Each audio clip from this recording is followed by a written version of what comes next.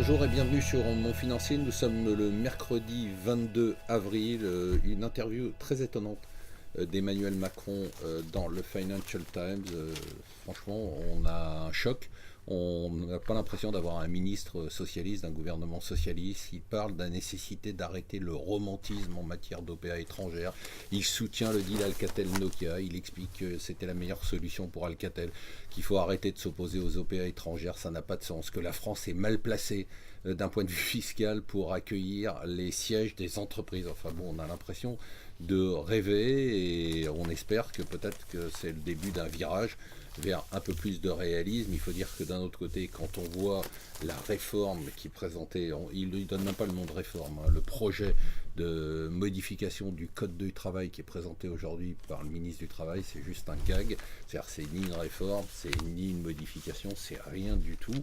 Mais bon, peut-être qu'il y aura des miracles qui vont se passer dans les mois qui viennent. Un élément intéressant, les hôteliers vont pouvoir respirer un peu. Vous savez que Booking leur imposait de donner les mêmes prix en direct que les prix qu'ils mettaient sur le site. Et bien l'autorité de la concurrence a autorisé aujourd'hui les hôteliers à donner des tarifs préférentiels si vous les appelez en direct. Alors n'hésitez pas à appeler les hôtels en direct. L'autre nouvelle, qu'on s'en fout un peu, mais je vous le dis quand même, c'est le numéro 2 de la BNP qui veut le poste de patron de la Banque de France. C'est vrai que tout le monde le veut, ce poste, parce que le patron de la Banque de France, c'est vraiment la glande absolue depuis que la Banque Centrale Européenne existe.